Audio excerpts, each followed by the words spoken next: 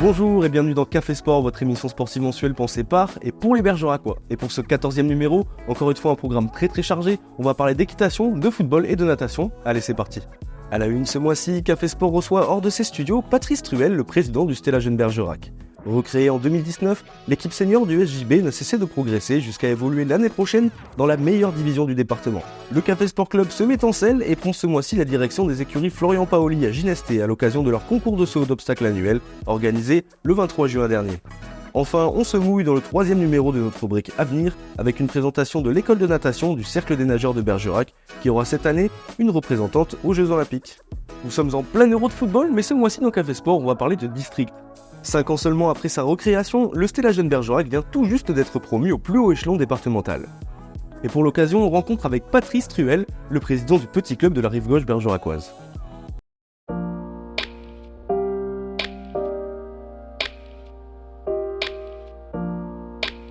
Patrice Truel, merci beaucoup de nous accueillir sur ce beau terrain du Stella Jeune Bergerac. Avec plaisir. On va faire un petit disclaimer, je vais être obligé de te tutoyer, j'arriverai pas à te vouvoyer. Mais c'est ce que je pensais aussi. Je vais pas te demander de te présenter personnellement, mais est-ce que tu peux présenter le club Stella et particulièrement la section foot, donc le Stella Jeune Bergerac? Oui, mais le club Stella, il a 94 ans. C'est un club omnisport où vous retrouvez de la gymnastique, du football bien sûr, une randonnée et une colonie de vacances. Voilà, ça c'est le club Stella. Et dans donc, notre section, c'est 160 licenciés. Et est-ce qu'il y a quelque chose en particulier qui fait qu'il y a une émulation autour du Stella Jeune Bergerac, que ça fonctionne bien, que les licenciés chez les jeunes soient toujours présents? Alors ce qui est sûr, c'est que il y a une mentalité, il y a quelque chose qui fait que nous on est une bande de copains, on a joué au foot. Moi j'ai commencé à l'âge de 6 ans au club Stella, j'habite au bout de la rue, la plupart de mes potes qui sont avec moi au club sont du quartier de Bonnefond. Voilà, et on a aimé cet esprit camaraderie, on a aimé cet esprit familial. Donc on est, quand on a repris le club, on a inculqué ça aux gens qui venaient nous voir, quoi. De toute façon, il faut bien penser une chose, c'est que le club Stella, on n'est que locataire de ce club. Il y en a eu avant moi, il y en aura certainement après moi. Et le but du jeu, c'est que nous, on puisse inculquer cet esprit et que les gens se sentent bien ici, les gens aiment venir ici, les gens aiment continuer à jouer. On a depuis 5 ans créé des seniors, mais ces seniors viennent de la base, viennent des garçons qui ont commencé il y a 15-20 ans. Et justement là, si on a choisi de vous mettre à l'honneur ce mois-ci, c'est parce qu'il y a eu un petit peu d'actu côté du Stella. Le club a remporté la départementale 2. Oui, et puis j'imagine que c'est l'aboutissement de ces 5 premières années du premier cycle. Oui, si tu veux, il ne faut pas oublier une chose, c'est qu'avant de gagner ce championnat de D2, on a été premier de notre poule et c'est l'objectif qui était premier, c'était de pouvoir monter, qu'on soit premier ou deuxième, c'était les 2 premiers. Donc l'objectif atteint. Après avoir gagné cette finale, ça a été la cerise sur le gâteau.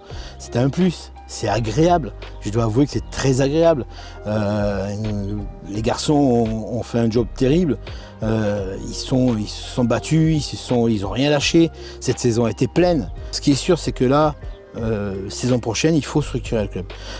Il faut qu'on crée une commission partenariat, une commission animation. Il y a beaucoup de jeunes issus des seniors qui justement s'investissent beaucoup dans le club et je trouve que c'est génial parce que je me dis toujours c'est eux l'avenir du club. Tu as des seniors qui intègrent les commissions tout ça, mais tu as aussi des seniors qui s'approprient l'école de football. Tu as les seniors qui disent moi je ne travaille pas mercredi, je vais venir bosser avec vous en tant qu'éducateur et puis ils ont 25-27 ans quoi. Tu te dis bon ben c'est eux l'avenir. Et puis quand les petits, ils ont le gars de la première qui les entraîne et que tu invites tout le monde un dimanche, c'est leur petite star à leur niveau, tu vois. Quand tu vois Dorian, quand tu vois Flo, quand tu vois Guibert, quand tu vois Romain, tu peux être que fier de ça. Ils ont commencé petits ici, ils ont appris ici. Et en plus après, ils redonnent ce qu'ils ont appris. Alors bien sûr, ils ont été voir ailleurs parce que à l'époque c'était nous-mêmes qui faisions les entraînements. On n'est pas diplômés, nous on fait ça avec le cœur, avec l'envie. Mais après voilà, tu te dis, c'est la fierté, quoi. C'est la fierté qu'on a de retrouver nos seniors avec les petits, bouclé quoi. Je veux dire, c'est ça la vie, c'est ça le sport amateur. Pour moi, c'est ça. Bon, merci beaucoup Patrice de nous avoir accordé cet entretien. C'est gentil, merci. Puis on se retrouve la semaine prochaine, là, des vacances bien méritées là. Oui. On va le mercredi à l'Assemblée Générale et puis après, vacances. Un mois, pas plus. Ça reprend le 31 juillet. On l'avait pas encore évoqué, donc ce mois-ci, on va faire plaisir aux amoureux des chevaux. Le 23 juin dernier, les écuries Florian Paoli, basées à Ginesté, organisaient un concours amateur de saut d'obstacles. Présentation de la structure dans le Café Sport Club.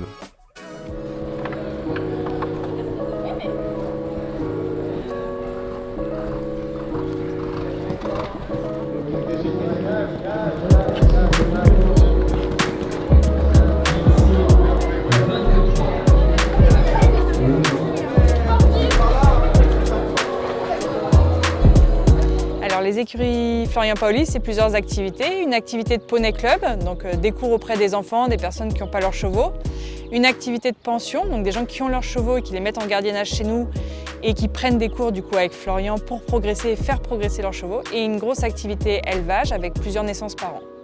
Alors nous, on est une écurie orientée vers le saut d'obstacles, c'est-à-dire qu'on fait exclusivement cette discipline, même si on travaille les chevaux bien sûr autrement que sur le saut d'obstacles. Donc le but, il est d'enchaîner un parcours entre 10 et 15 efforts en étant sans faute, c'est-à-dire pas de barre par terre et le plus rapide possible. Et on essaye d'augmenter dans les hauteurs.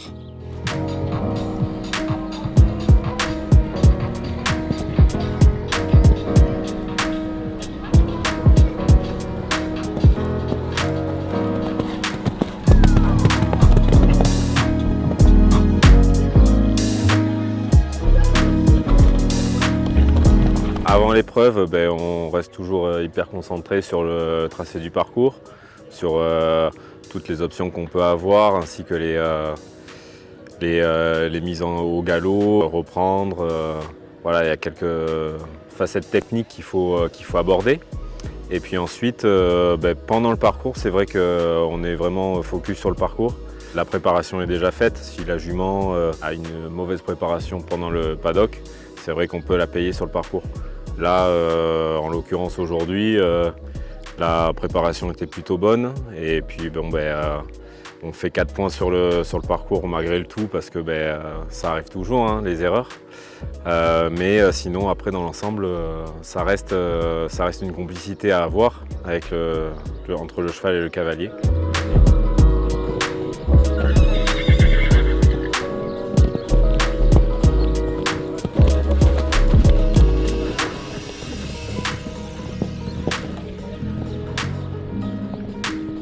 J'ai décidé de venir ici parce que du coup je connaissais bien ma cousine, elle m'avait expliqué et tout comment ça se passait ici.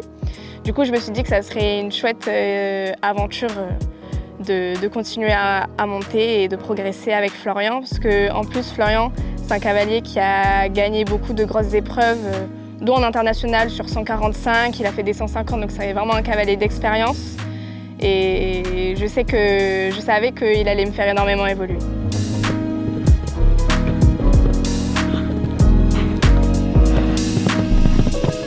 Le cheval, ça demande une certaine tonicité parce que forcément, il faut faire corps avec son cheval. Donc, on ne peut pas être lourd dans son équitation parce qu'il faut le gêner le moins possible. Le but du cavalier, c'est d'aider justement son cheval le plus possible sur un parcours d'obstacles. Ça demande quand même du cardio parce que même si un parcours d'obstacles, c'est très court, c'est entre 60 et 90 secondes, on est à 100% dedans et on voit beaucoup d'ailleurs de cavaliers très essoufflés en sortant de piste. Donc, ça demande quand même d'avoir du cardio, la respiration. Et je vais aller au-delà de ça, le cheval pour les professionnels c'est du sport parce que quand on fait les écuries, les box, donner le foin, mine de rien on bouge. Alors c'est pas un sport, mais c'est un sport d'entretien et de tonicité. Ouais.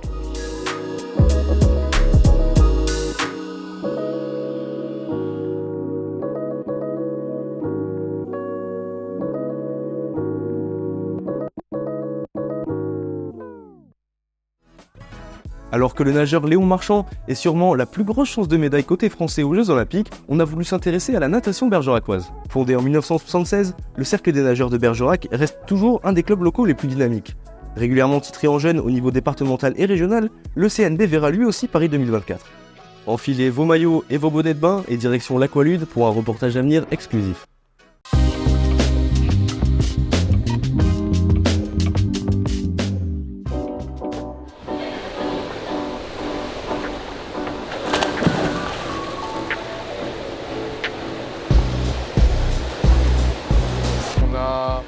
Beaucoup de bons résultats cette année, avec déjà au niveau des inscrits, puisqu'on est à 280. À la même époque, l'année dernière, on en était un peu en dessous, donc on a augmenté notre nombre de licenciés, donc ça c'est déjà très bien.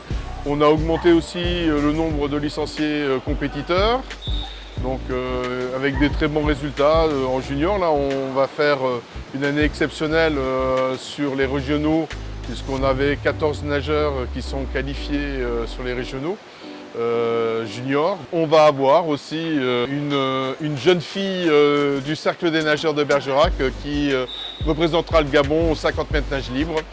Allez, ça part, prêt, hop. Et hop. Et hop. Et hop. Le club, pendant des années, a été fourni en nageurs formés par l'école municipale de natation. Et moi, quand je suis arrivé en 2001, donc ça fait 23 ans que je suis entraîneur, l'école municipale de natation n'existait plus, donc on a dû former nous-mêmes nos nageurs. Donc on les a pris beaucoup plus jeunes, on a créé notre propre école de natation. Donc on les prend à partir de 6 ans.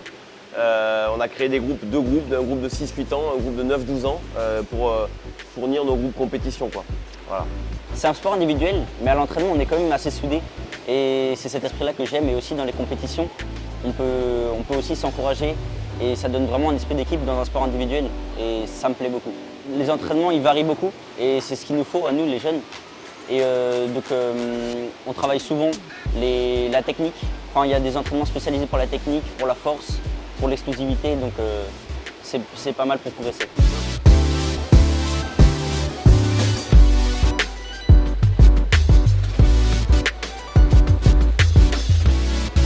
Alors avant, je faisais du triathlon, beaucoup, et mon point fort c'était la natation.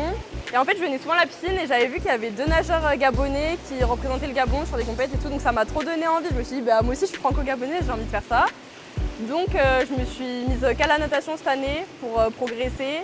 J'ai vu que ma SP, c'était le 50 nage libre, c'était là où j'étais la meilleure. Donc là, je vais préparer les JO. Ça fait 2 jours que j'ai su que c'était officiel, quoi, que j'allais y participer. Donc je suis trop contente, donc on me prépare ça. Là, il reste 1 mois, donc je vais m'entraîner tous les jours. C'est vrai que l'ambiance est plutôt détendue au sein du club, mais tout en ayant une ambiance sérieuse de travail. Voilà. Pour bien entraîner quelqu'un, il faut le connaître un minimum. Et donc du coup, la notion de groupe est hyper importante, même si c'est un sport individuel. Particulièrement cette génération-là, ils sont extrêmement soudés entre eux, ils s'entendent très bien et il y a un vrai esprit d'équipe.